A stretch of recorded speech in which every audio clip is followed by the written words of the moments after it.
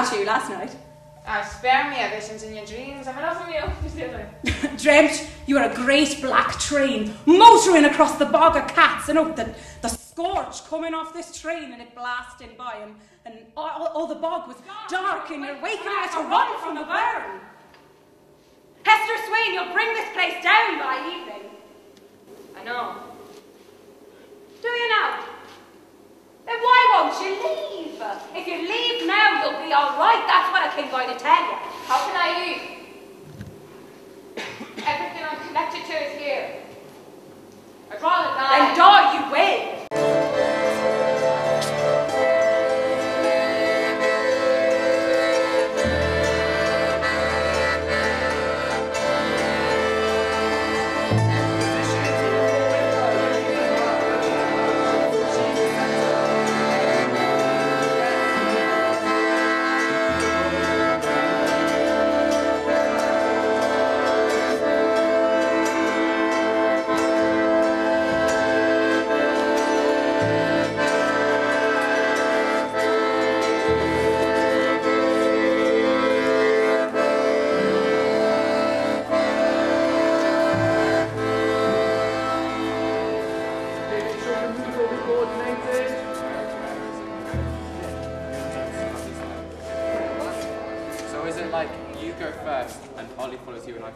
Guys, you're further down towards the camera. I can't go any further down. No, but if you go round. Ollie, get right back in there. You're in the caravan. No. Can we do that again? Sorry.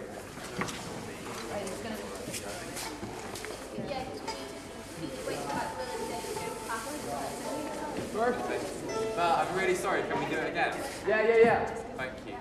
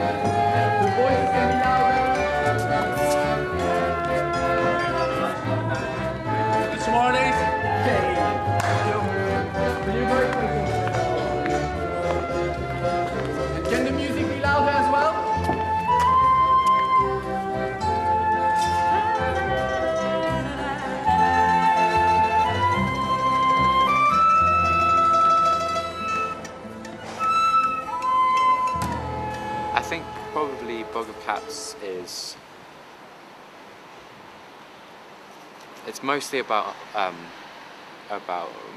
motherhood. Is that what? I had a sugar sandwich.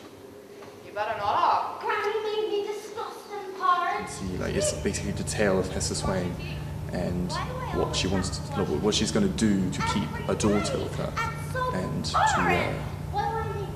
to also stay on the bog. You need them for snarling at people when smiling stops working. It plays about the stranger and how the stranger. I mean, Hester being sort of from a gypsy or tinker family. She's the stranger who kind of comes into this area, and how she disrupts relationships between individuals who are kind of established in this place. She does seem, you know, like a kind of stereotypical outsider. But then as you go through the play and follow her story, you begin to realise that she is actually the heart of this community. She's been there from the very start. But also the first time I read the play, like, I didn't consider Hester as the main character at all. I thought the others also had this kind of like incredible tragic potential as well. And I think that's why it's so strong, because I think the actors really feel that they can defend their characters on stage. And there's questions of like Hester's own identity, and she's got a mum who left the bog a long time ago, and she's longing for that as well. And Carthay just left her because he's starting a new life with this woman Caroline, who's the daughter of like a rich landowner, and he's trying to make a life for himself and trying to make a life for his daughter, and Hester can't accept it. You listen to me now, Caroline.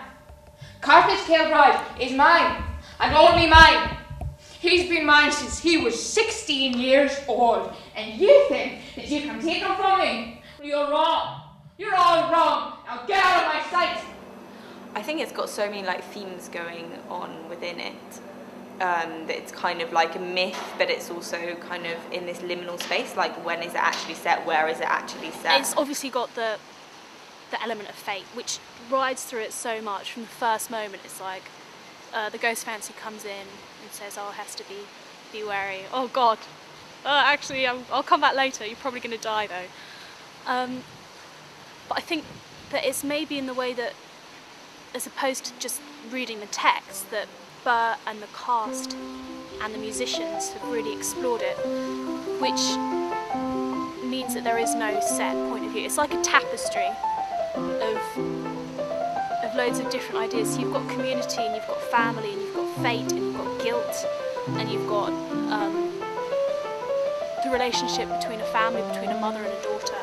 But I think all of these different ideas are tapped into at different points in the play, which means that it's not just this linear narrative of Hester's going to die this evening, now she's dead.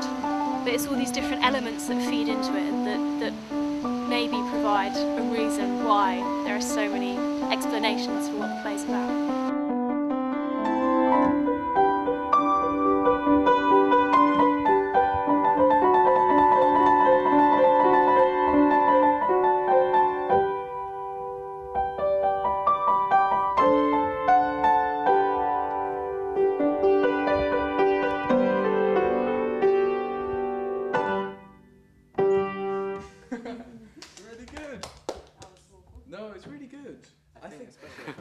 My name's Ben, and I am the music director of Warwick Cats, which means that I kind of wrote the music in a way because it was written, but then brought to a load of musicians who messed around with it. Also, I kind of was, I'm in charge of integrating it into the play.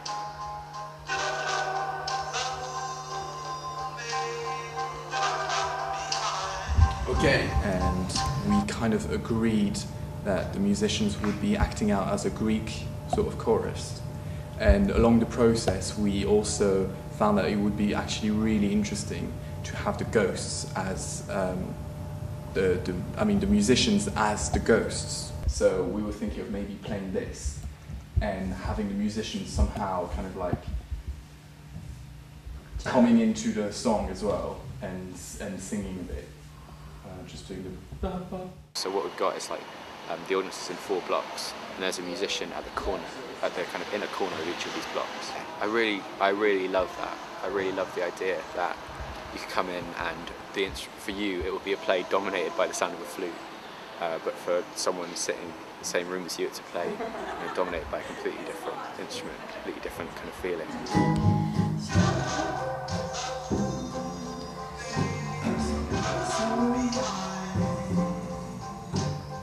One thing that was really important was not to do a pastiche of Irish music. In terms of the instrumentation, we did want these kind of Irish, like traditional instruments, folk instruments. So you've got like accordions, mandolin, double bass, flute, instruments you'd associate with folk music and Irish folk music. But the way that the actual music's written, it's very chromatic, a lot of it, and a lot of it is based around kind of experimental techniques of playing and drones and just trying to get the fact that this play is set in its own unique world, and it needs kind of unique sound to go with that.